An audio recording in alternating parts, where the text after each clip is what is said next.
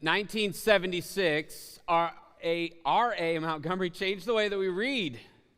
It meant we were going to have to try something new. Some people thought it was a little too risky, but the result was over 250 million books sold. What was the difference? The difference was he allowed the reader to choose your own adventure. How many of you remember those? Huh? Yeah, I know. We just dated ourselves. That's awesome, because there's some young, spry people here who were like, I wasn't even born in 1976. I wasn't either. But I still read the books. But if you're wondering what a choose your own adventure is like, the best modern day kind of equivalent of this is YouTube. Because when I go to YouTube, I begin to watch highlights of the last Cavs game, and 45 minutes later, I'm watching how to melt aluminum cans into an ingot. It's like, how did I get there? And then the book, it follows the same progression. You get to the end of a couple chapters, and you get to decide where you want the story to go next. And the book could have somewhere between 8 and 44 possible different endings. It was an exciting new way to read a book. And the truth is, in our relationships, there's no one way to do a relationship. Whether that's with your friends, your classmates, your coworkers, your romantic relationships, your families, wherever it is, there's lots of opportunity, but our tendency, not always our want, but our tendency is to fall into a monotonous pattern. You know what monotonous is? It's when things start to look dull, tedious, repetitious, lacking in variety and interest, you know?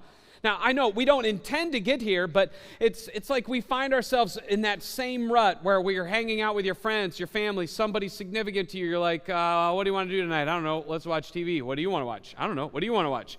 We should do something. You're right. What do you want to do? Let's go to the mud ants. Don't feel like going outside. Let's go to the art museum, the zoo, the park.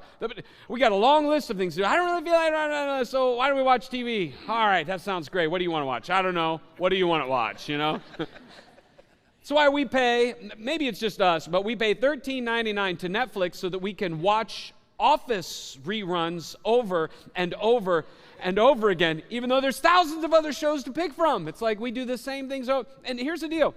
If you're like me, you want adventure. You don't want to go crazy, but you want life. You want those relationships to be meaningful. But here's what needs to happen if we're going to move towards something more adventurous. We need to be willing to take risks and try out new methods, ideas, or experiences. It means we actually have to try something new. And so what I want to suggest to you, what I want to actually invite you into is week 1 of Choose Your Own Adventure relationally.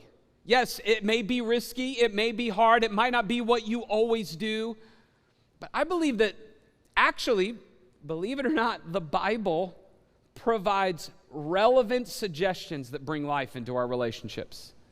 In fact, in light of our last series, trusting God, if we're going to live a posture that trusts Him, means that we have to trust that He knows what's good for our relationship. That He knows the right, healthy way to go. And so we're going to demonstrate or practice trusting Him by applying some of these biblical principles to our lives. And so that's really what we're going to be talking about over the next few weeks. And I believe that if you begin to apply some of these choose your own adventure proverbs and principles that we're going to be talking about in any of your relationships, I believe that you're going to see some new adventure and some new life. And to go along with that, we decided to add some adventure to our weekend services over the next few weeks. In fact, next weekend at each of our campuses, I asked our campus pastors to pick 3 different people from their campus to help deliver the weekend talk. We're calling it 3 in 30. 3 talks in 30 minutes. It's kind of like a TED-style weekend. And so you're going to hear from your campus-specific team, and what you're going to experience, if you haven't experienced this already, is how talented some of our team members are that you don't always get to see take the platform. And so they're going to be delivering 10-minute talks. We're going to have 15 different communicators, which is a fun development opportunity for us. And for me, I'll be traveling around to watch each of our team members give a little sermonette, if you will. And then the week after that, we're going to bring 3 of the 15 here to Perrysburg to share with everyone. And so it's going to be an adventurous couple of weeks as we step into this. But this week, I want to begin this choose your own adventure with this bottom line. there is more adventure for us when I am generous.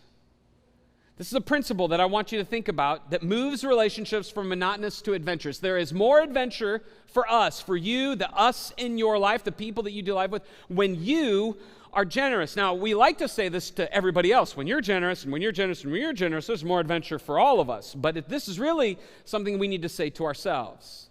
Now, I know some of you are thinking, well, you're at church, you're talking about generosity. What do you, great, it's Mother's Day. Mother's Day, I can't think of a better word to describe a healthy relationship. I know it's not true for everybody, but when you think about moms, many of us have experienced moms giving life, generously giving time, love, and care. And at a biological level, they're the ones who gave birth to us, so there's so much generosity there.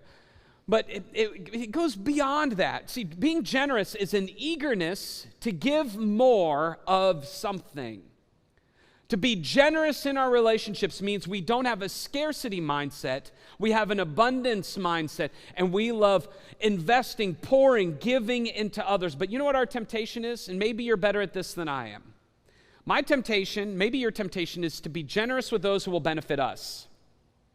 I like to be generous with people who I think I might be able to get something back in return. Are you that way? Maybe you're better at that than I am, but I think that's a tendency we all have in our culture today. And when this is our idea of generous, I'm going to be generous with, we're going to help some people in little ways that maybe have needs in their life, but I'm going to be generous with those who are really ultimately going to benefit me. You know what happens when we start to do this? We focus on the externals. We focus on maybe the opportunities that they could provide us, maybe the money that they have access to that we can take advantage of, maybe some of the adventures or connections that they have. We focus on the externals, and here's the challenge. There's nothing wrong with those externals, but if our relationships are based on those things, when those things are gone, what are you left with? I don't know. Potentially nothing. In some ways, the best picture that I can think of that helps capture this are these things. Have you ever bought one of these traveler mugs? They're such a good idea, and I'm so susceptible to them. You know what I think? I walk into a Starbucks, or maybe it's your favorite retail store, or wherever it is that you like to get your favorite beverages or find these kinds of deals, and I think, you know what will really enhance my relationship with coffee? One of these. Why? Why, you ask? Come on. Do you even need to ask? It'll keep your coffee warm for weeks, okay? It's like we convince ourselves of these things. Or if it's your favorite iced beverage, your mocha frappa latte or whatever, this one will even keep it cold. And when it's on sale, it's like kryptonite. Sold, and so it works. I have a cupboard of these, but you find the new version of this that looks great or whatever, and it works great for a week. You're excited about it, the way that it looks, the way that it's helping you, your coffee drinking or beverage drinking experience, and maybe it's a month, maybe it's a few months, but then inevitably, if you're like me, there's that fateful day where you're really busy and you need to move it somewhere to create space for whatever's next, and so you put it under your seat, aka the belly of the whale, where it spends like 40 days and 40 nights until you stop really hard for that car in front of you, and then it rolls out and you're like, that's where that is, You ever had this happen? Then you open it up, and like when you get home, you open that up, and you know what's on the inside? It's like its own ecosystem in there. You're like, wow, there's things moving. This looks dangerous. And what's amazing is on the outside, it still looks great. It looks the same. But the truth is it doesn't matter. Why? Because it's what's on the inside that matters most. And I think that's true of our relationships. At the end of the day, all of the external stuff can be fine and great, and all of the things that culture suggests are fine and helpful, but it's really what's on the inside that matters. And this is why Jesus taught all sorts of counterintuitive things when it comes to our relationships. He says, bless those who persecute you. He says, love your enemies. What? He says, when someone strikes you, turn the other cheek. If they ask you to go a mile, go two. Why? Is that what good Christians do? No.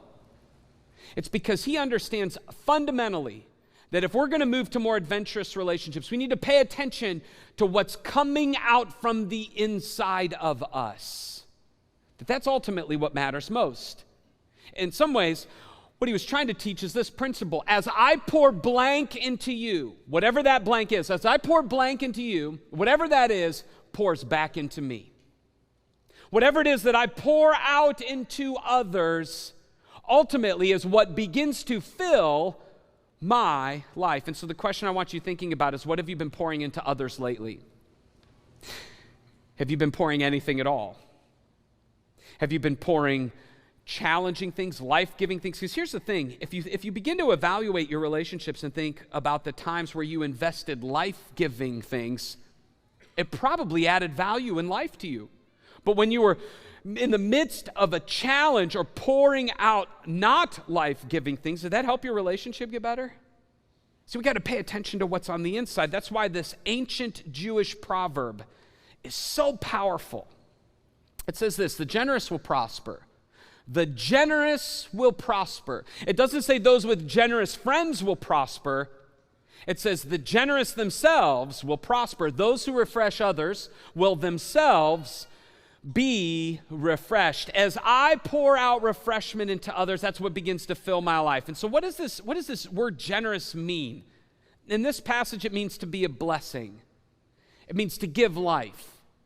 That when you're generous, you're pouring out meaningful, significant things into others, and the result is that you're prosperous, which the kind of the interpretation of that in the original language is to grow fat, okay? I know that's not inspiring. That's like, oh yes, sign me up for that. But in that culture, food was scarce, and so to be of a healthy weight meant you were prosperous. You had more than you needed. And so what this proverb teaches us is that the generous will grow. The generous in their relationships will grow in their relationship. They will grow more adventurous, less monotonous relationships. And so I want to think about some ways that we pour into each other's lives. I mean, if you were to think about this principle, as I pour into you, what is it that's filling that blank for you? Because for some people, what's filling up relationships is nothing. It's like, I'm not really pouring anything out. In fact, sometimes, we think to ourselves, the principle of this is, as I pour nothing out, nothing pours back into me. Our assumption is sometimes that we're waiting for you, whoever it is that's the you in your life, to pour into me so that I can pour back into you. And so we walk around needy. We're waiting. We're like, you know what? If people would just be more generous with me, I would have more to give back.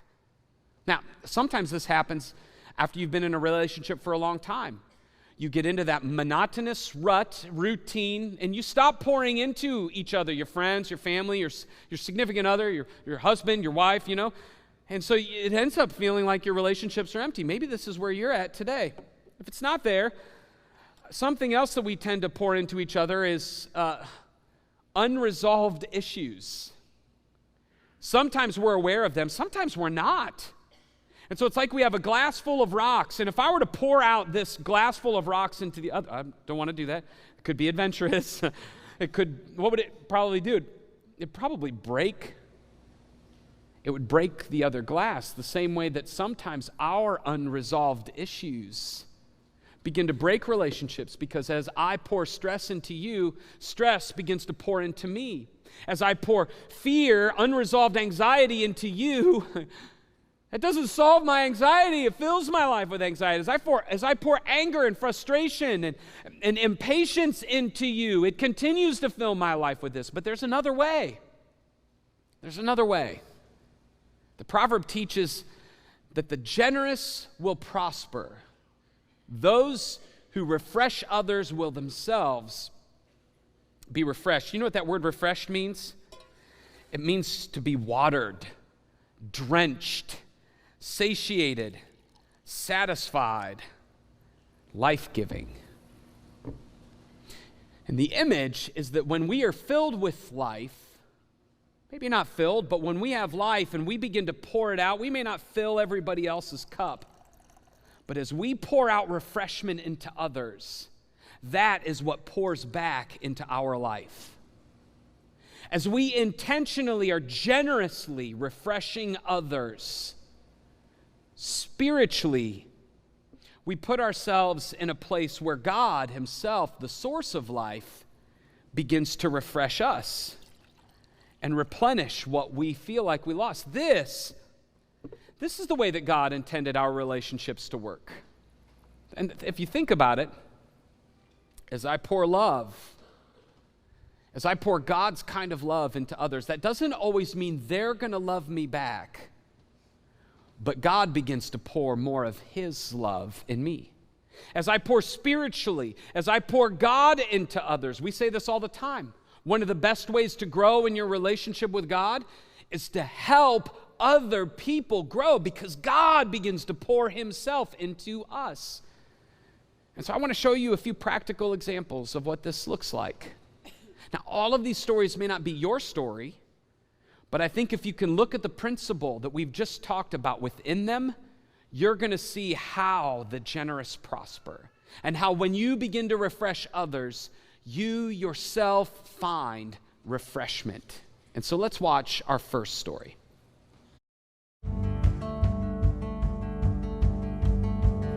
Well, I am the mother of a 12-year-old son, and when he was about just a little closer to 2 years old, I ended up becoming a single mother. It wasn't what I had planned, but it's what happened. And it has been both difficult and rewarding at the same time. Something my mom is really good at is singing, being a good mom, and telling me no. I ask for stuff all the time. She says, no. Oh my goodness, being a single mother is hard because everything is pretty much on me as a single mom. I am responsible for transporting him to and from doctor's appointments, sports, events, things like that. I'm responsible for feeding him.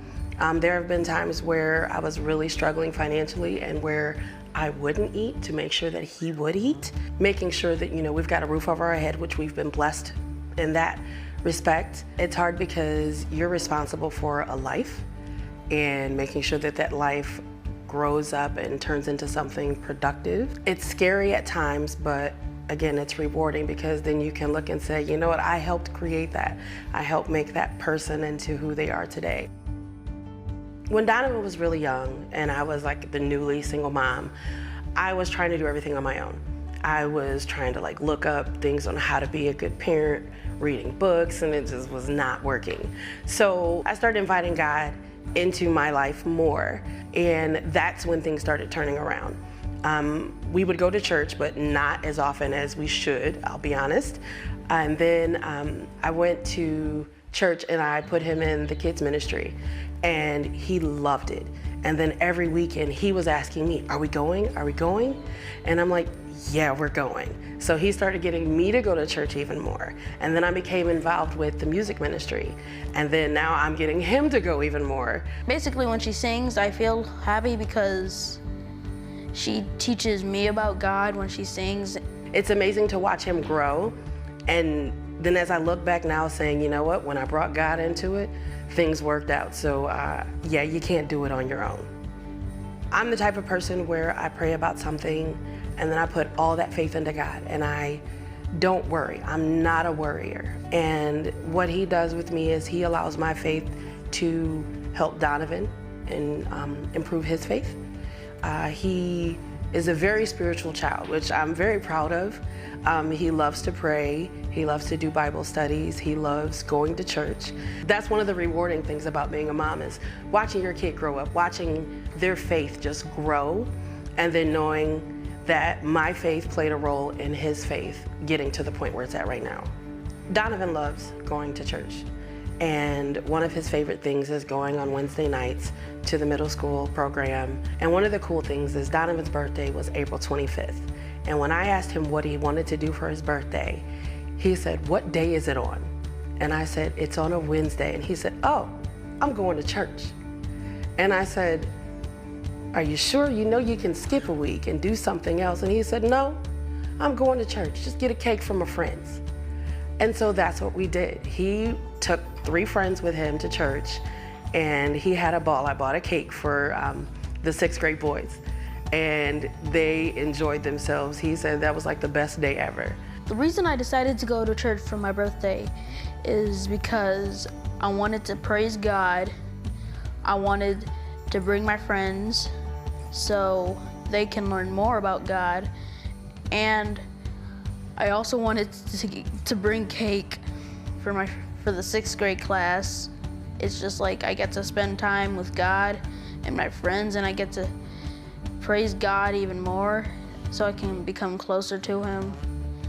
That's my goal, is to train him up in the proper way so that he is a God-fearing person. And if I show him that example where he should be a God-fearing person and he should love God and serve others, that is going to help him in life later. And he knows that I can't do this by myself. I have to have God in my life. What I hope for Donovan is that he continues on the path of getting closer to God, never being afraid to share that with other people. And I hope that he knows that through God, he can do anything that he wants, that he has a lot of goals and a lot of ideas that he wants to put in place. And I want him to know that he can do those things. I support him, God supports him, and we have his back. Happy Mother's Day. I really love you.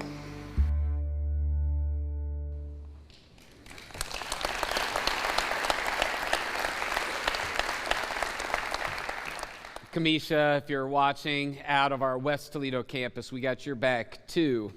And what's been fun for us as a team, especially the dream teamers at West Toledo and those that have invested in Donovan's life for years, is seeing how he in turn is paying that forward.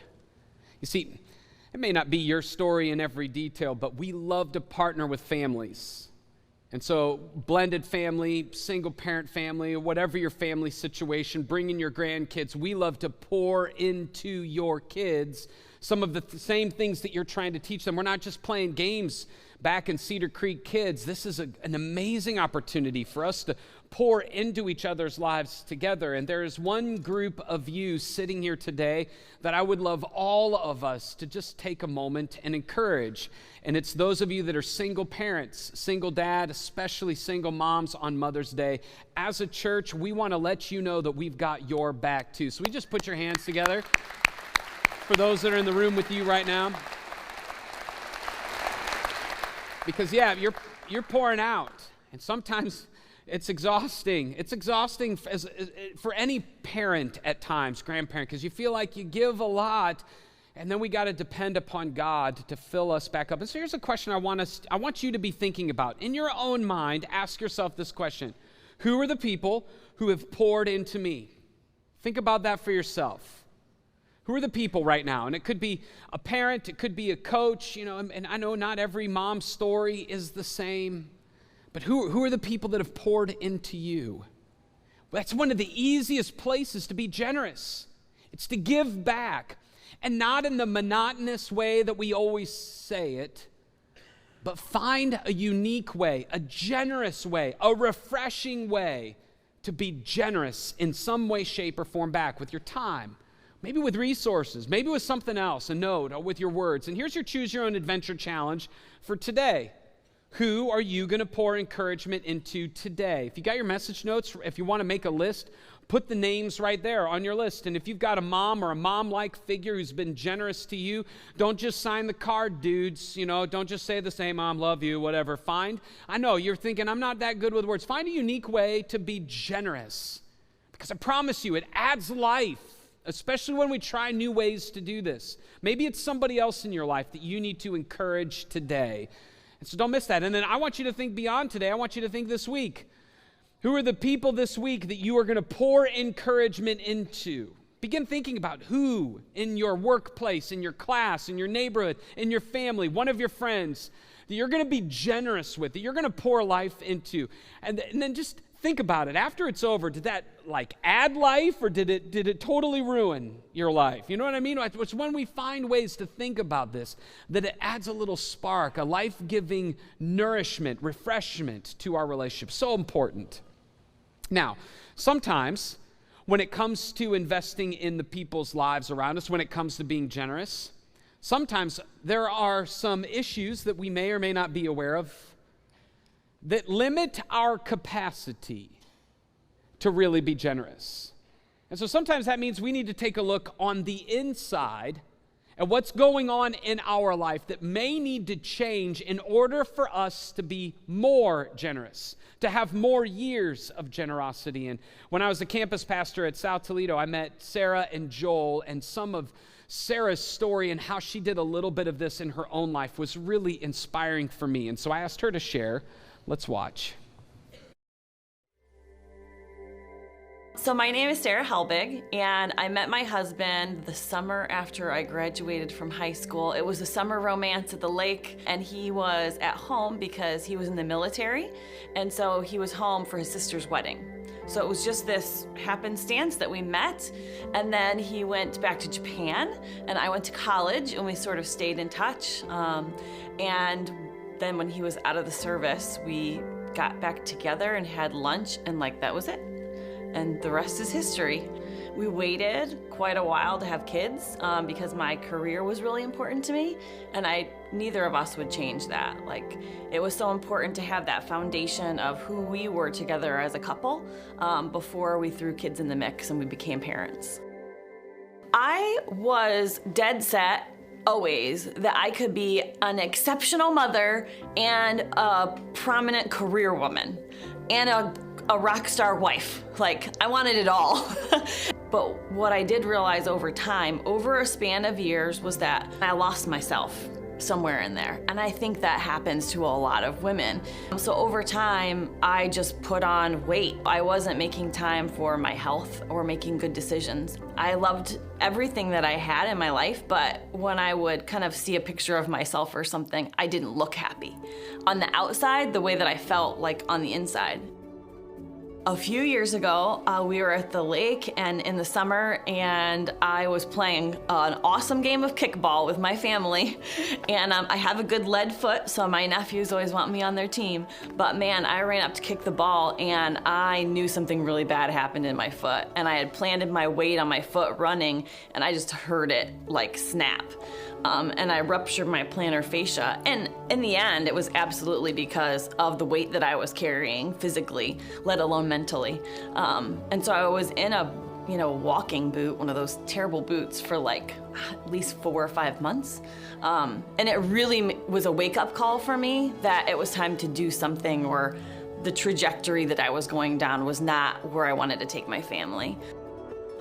So when we first started going to Cedar Creek, there was a really strong message around this series called Transformed. And I just really connected with it because it really talked about kind of where you are and where you see yourself, where you want to be, and how you can just internalize that and how you get there. It hit me right in the heart. I was almost 300 pounds. When I started the weight loss program. And so when I started dropping some weight with the health program, someone had talked me into you should really go try a sprint triathlon. I could not run a 5K. I walked that 5K, but I walked it proudly. I did my first sprint triathlon on a 3-speed cruiser because I wanted to see if I would just like the whole experience. I didn't have the fancy equipment and all of that. And people were so encouraging.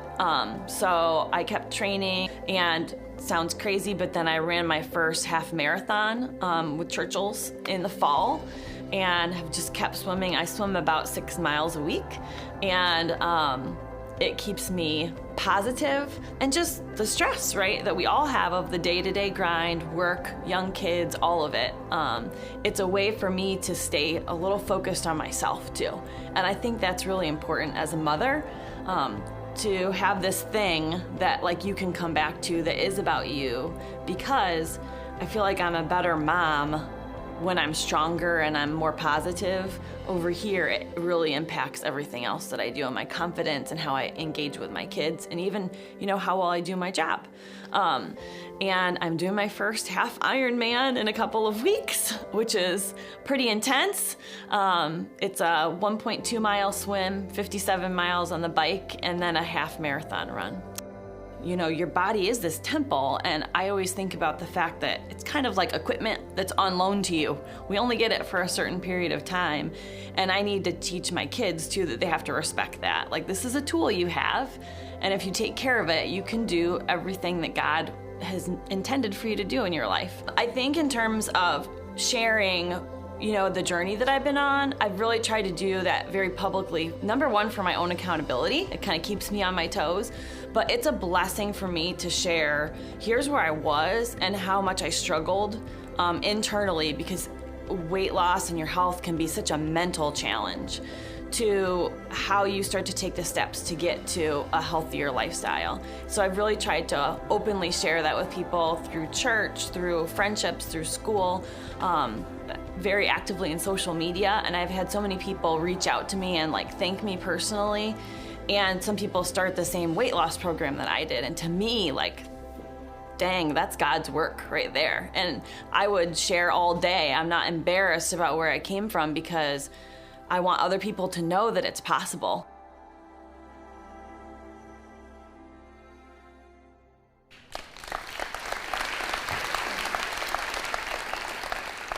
One of the things I love about our church is you. I don't know if you realize, but our church is full of incredible stories. I believe each one of you is an incredible story where God's doing unique stuff.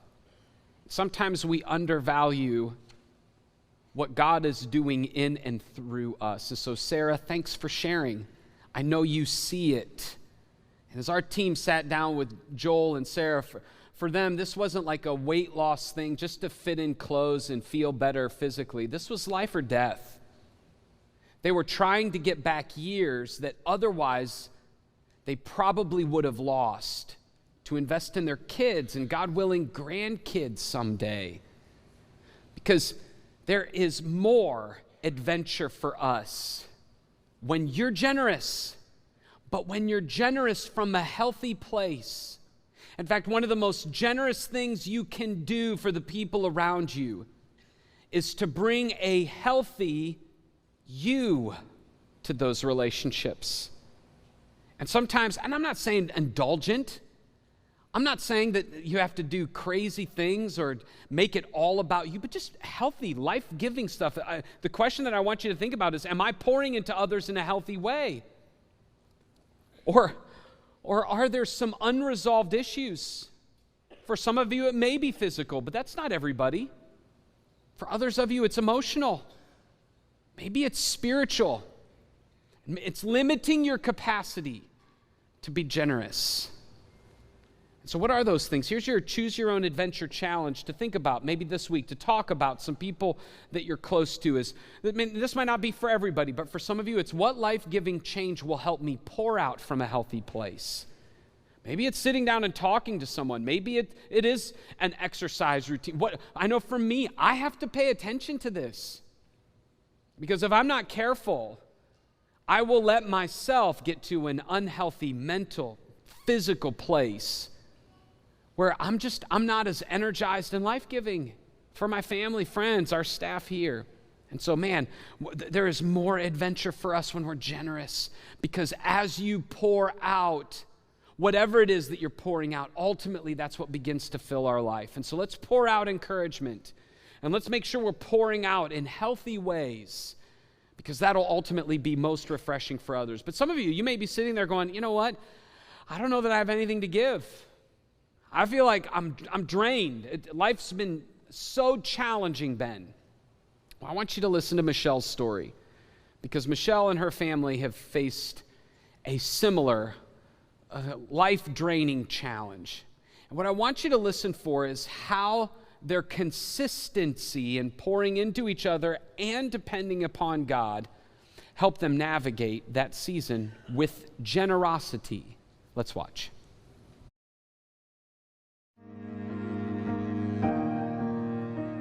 I met my husband, Todd, in high school, and we got married in 1980.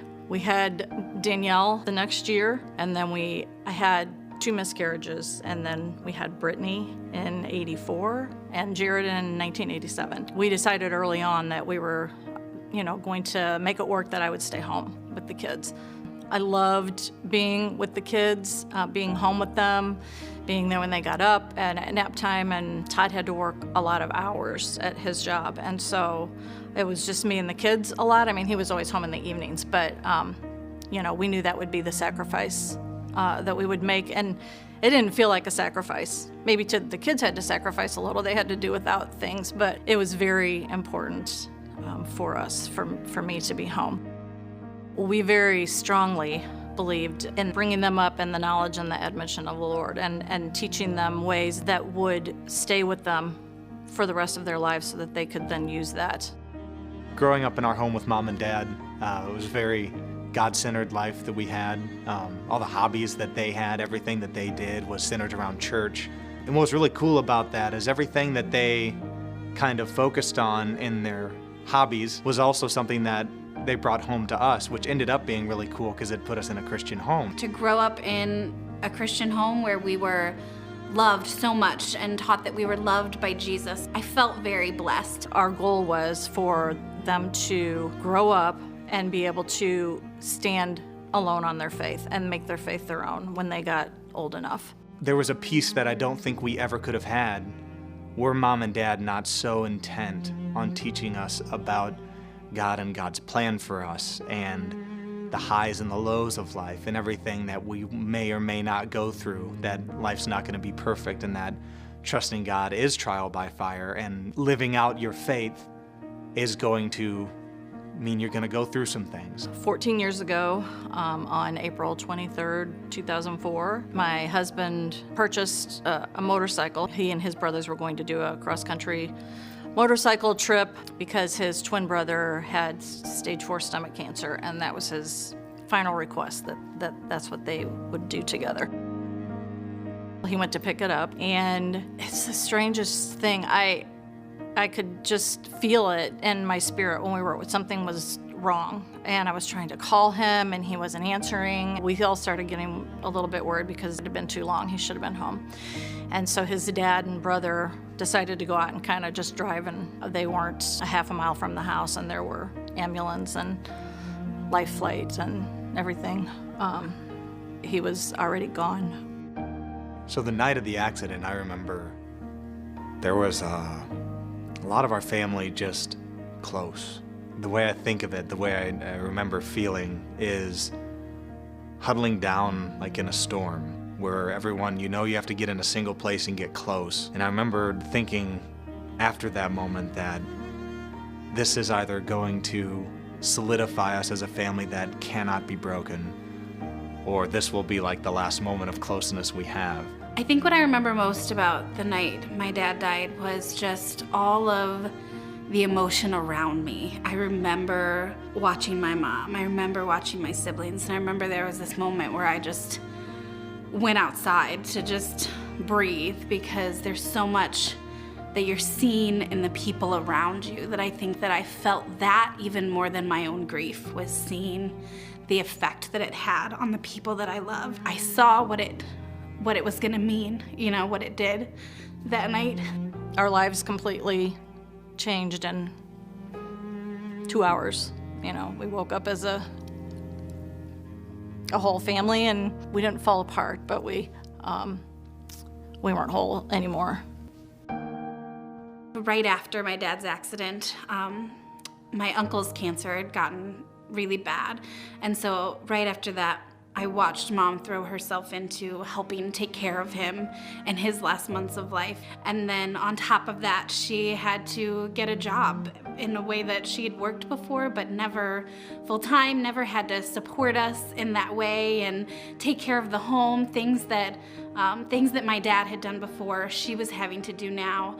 And it was all while grieving her husband and taking care of her best friend who she was about to lose. Doing all that while caring for us. If I think back hard enough, I can't remember the transition.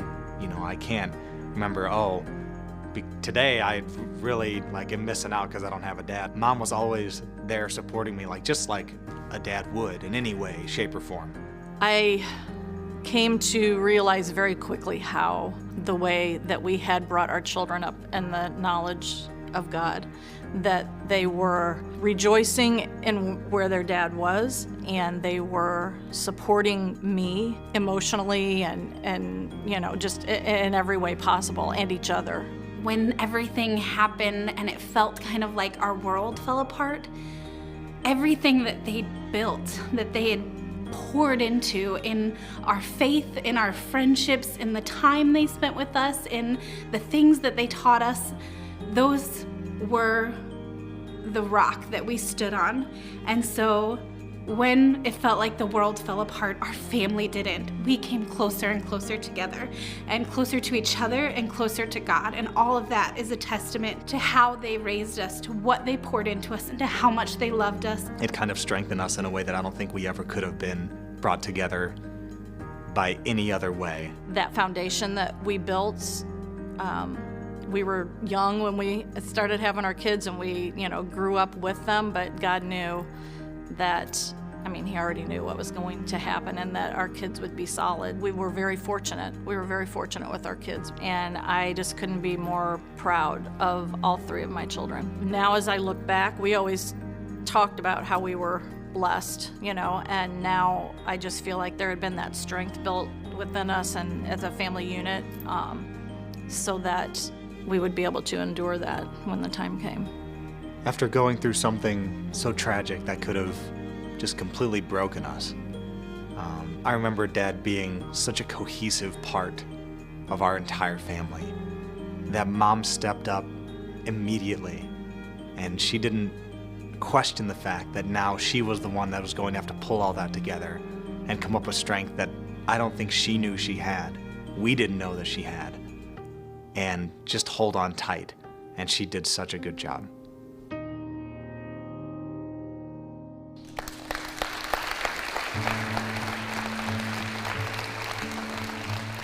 I don't know if Michelle is here or not with her family, and she may be at another campus. Jared plays drums for us occasionally. Brittany's on our staff, but thanks for sharing your story. And I know that in those seasons, it was hard, and it probably felt like you didn't have a lot to give, but the compounding effect of that generosity is so inspiring. And so I don't know where you're at. Maybe you listen to those stories and it's something that you wished you could have had for yourself, wished you could have done for your kids or want, but the truth is all of those stories point to one thing. If we're going to be generous, this is a truth we all need to receive. If we're going to be generous, then we need a source.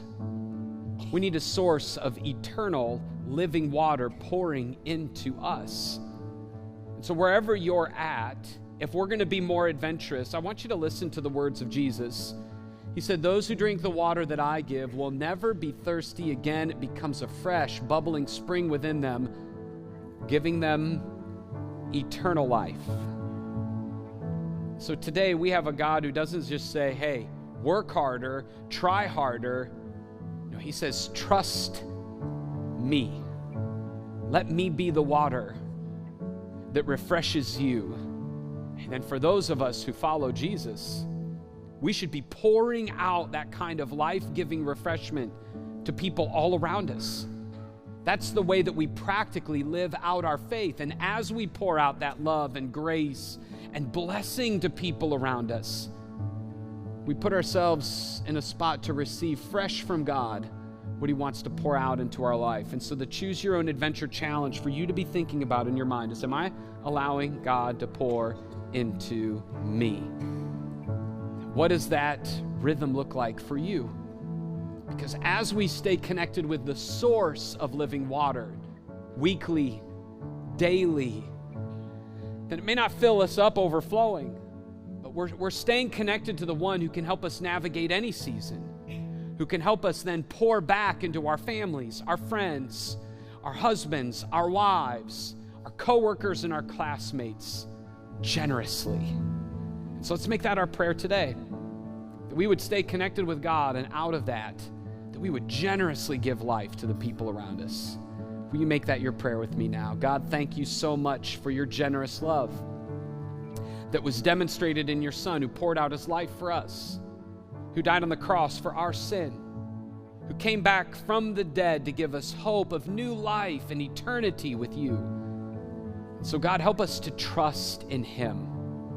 And as we do, as we receive that life-giving water, will you make us generous people? In every relationship, will you give us the courage to pour out generously, generous refreshment, encouragement from a healthy place, spiritually, encouraging people with who you really are. And God, as we do that, we trust that you will fill us back up again, because that's what you promise. Thank you for that incredible gift of love and grace, and help us to share that with the world. We pray all of that in Jesus' name. Amen. I'm going to release you to your campuses in just a minute. But for those of you that are moms, I just personally wanted to say Happy Mother's Day. Thanks for being here.